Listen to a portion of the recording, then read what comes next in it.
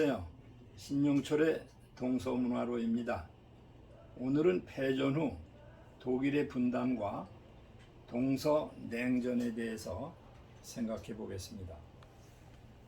독일은 패전으로 1937년 전의 현 독일 밖 세 곳의 영토를 빼앗겼습니다.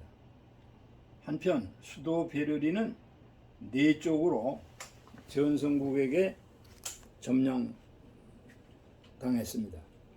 한편 전 독일 영토는 역시 4개 전성국에게 분할 점령되었습니다. 확실하게 얘기한다면 독일 영토는 총 11쪽으로 분단되었다고 할 수가 있습니다. 이처럼 재생이 어려울 정도로 처참하게 독일이 분단되었고, 그리고 급속한 냉전 체제로 세계가 고착화됩니다. 1945년 7월 말 베를린 교회 포츠담에서 미국 대통령 트루만, 소련 수상 스탈린 및 영국 수상 애틀리가 회담하고 독일의 분단과 유럽의 질서를 결정을 합니다. 여기에 보시는 이 사진이 포츠담의 시칠리엔 궁입니다. 여기가 회담 장소이고, 위의 사진은 그 당시 영국 대표단이 머물던 그 방입니다. 여기에 모여 있는 이 세 영수들은 이 하얀 옷이 스탈린이고, 가운데가 미국 대통령 트루만, 그리고 여기가 영국 수상 애틀이고, 뒤에 서 있는 사람들은 전성국 3국의 외무장관들이었습니다.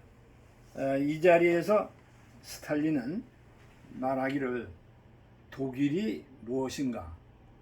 독일이라는 것은 이제 지리적인 명칭일 뿐이고 정부도 국가도 없다 하고 독일을 경멸합니다. 그것은 여기서 보시는 이 사진에 그 당시 시사적인 만화 사진이 있습니다. 보시는 대로 이 쇠꼬챙이에다 독일은 빨가벗긴 채로 꿰져 있습니다. 그러니까 우리가 생선이나 짐승을 구워 먹듯이, 그러니까 이쪽도 저쪽도 갈 수 없고 다시 일어날 수 없는 독일을 상징하는 그 당시의 사진이었습니다. 독일 영토의 분단에 대해서 다시 살펴보겠습니다. 폴란드의 북쪽 프로이센은 남북으로 갈라서 남쪽은 폴란드가, 북쪽은 소련이 점령했습니다. 바로 이 지역입니다. 이 지역을 여기서 갈라서 요 남쪽 지역은 폴란드에다 주고 북쪽 지역은 러시아가 가졌습니다. 근데 이 지역이 바로 발트해니까 바다에 속하는 것입니다. 지금은 그 당시 퀘니스베르크인데 지금은 칼리닝그라드라고 해서 우크라이나 사태에서 여러분들은 시사를 통해서 자주 들을 겁니다. 소련의 핵기지가 설치되어 있는 중요한 발트해입니다. 발트해연에는 10개국이 있으며 매우 중요한 전략적인 요충지입니다. 그 다음에는 현재 이 독일, 이 지역의 동쪽에 있는 이 노란 땅, 이 땅을 오델라이세 동쪽이라고 하는데, 이 지역을 폴란드에 떼어줍니다. 폴란드에 이 지역을 떼어주면서 사실 소련은 폴란드의 동쪽 땅을 떼어갑니다. 그래서 지금 말씀드린 이 세 지역, 동독의 동쪽, 이 지역은 1990년 독일이 통일될 때도 찾을 수가 없었습니다. 독일은 통일되면서도 1990년 영원히 지역을 포기한다고 선언했던 땅입니다. 한편 독일의 수도 베를린은 네 쪽으로 갈라졌습니다. 네 쪽으로 갈라져서 미국, 영국, 프랑스, 소련이 점령하게 됩니다. 그러니까 미국, 영국, 프랑스가 차지한 땅은 서베를린이고, 소련이 차지한 땅은 동베를린입니다.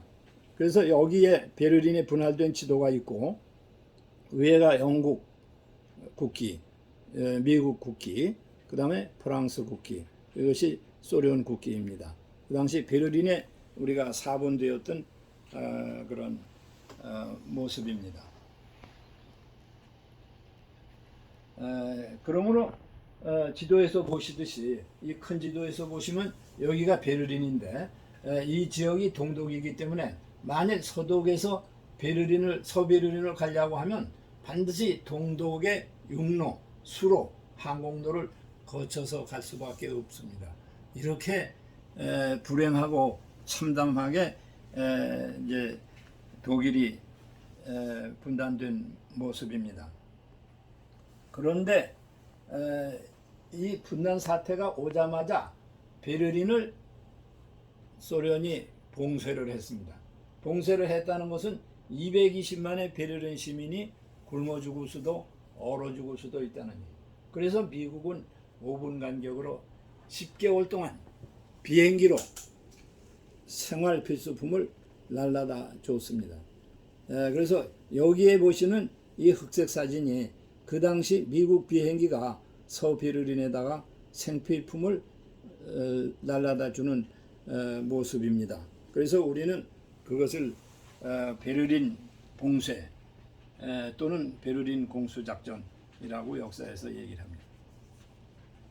그리고 우리는 1989년에 베를린 장벽 무너지는 것을 보면서 독일이 통일되는 모습을 실감했습니다. 그런데 이 베를린 장벽이란 동독과 서독 사이에 있는 장벽이 아니고 동베를린과 서베를린 사이에 있는 장벽인데 이것은 1961년에 비교적 왕래가 자유롭던 동베를린 사람들이 서베를린으로 자꾸 도망을 가거나 살러 가기 때문에 그것을 막기 위해서 동베를린이 쌓았던 장벽입니다. 1961년이니까 뭐 그 뒤에 90년이니까 그렇게 오랫동안 지속되지는 못했습니다. 현재 독일의 영토는 미국, 영국, 프랑스 등 전성국이 차지한 세 곳이 합쳐서 서독, 즉 독일 연방 공화국이 됩니다. 그러니까 이 큰 지도에서는 이쪽 5개 주를 제외한 이 전 지역이 서독이고 여기서 이 5개 주는 동독이 됩니다. 그러니까 소련이 차지한 이 5개 주는 우리가 동독이라고 하고 또 독일 민주공화국이라고 부릅니다. 독일은 전쟁 후에 세 지역은 완전히 잃어버렸고 베를린은 4쪽이 났으며 국토는 4나라에게 갈려졌으니까 11쪽으로 분단됐다고 할 수 있습니다.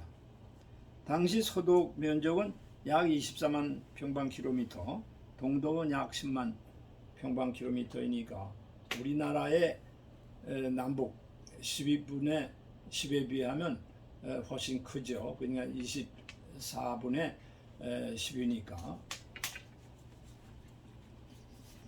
한편 그 뒤에 서독의 인구는 유럽에서 상당히 많은 인구 밀도가 높았는데 왜 그러냐 하면 그 당시 이쪽에서 그 빼앗겼던 땅, 빼앗겼던 폴란드나 이쪽 동프로에서 빼앗겼던 땅에 독일인들이 피난을 왔기 때문에 거기서 축출을 당해서 피난을 왔기 때문에 원래 서독의 인구 밀도가 높고 인구가 이제 많았던 겁니다. 그 다음에 하나 우리가 일반적으로 알려지지 않은 그러나 참으로 하나의 비참하고 굴욕적인 사진을 하나 보겠습니다. 패전 후 소련군이 베를린을 진입할 때 제일 먼저 들어왔던 탱크를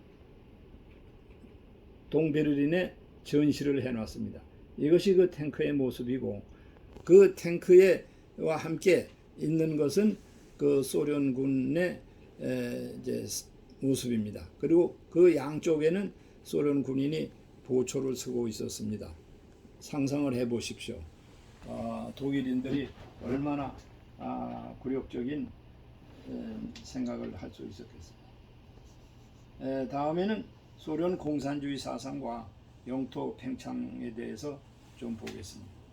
소련은 역사상 잘 알다시피 막스주의로서 최초의 소비에트 연방공화국을 건설했습니다. 그런데 이 소비에트 연방공화국은 아마도 세계 역사상 몽골 제국 이래 유럽아시아 대륙에서 가장 큰 제국이었을 겁니다. 지도상으로 보면 북한으로부터 중국, 몽골을 거쳐서 시베리아, 러시아로 해서 위성국가, 동유럽 위성국가 동독까지 생각한다면 참으로 엄청난 제국이었습니다. 이것은 영토만 클 뿐 아니라 사상적으로도 공산주의를 목표로 했기 때문에 세계, 특히 유럽, 서유럽 세계에 대해서 대단한 위협이 되고 있었습니다.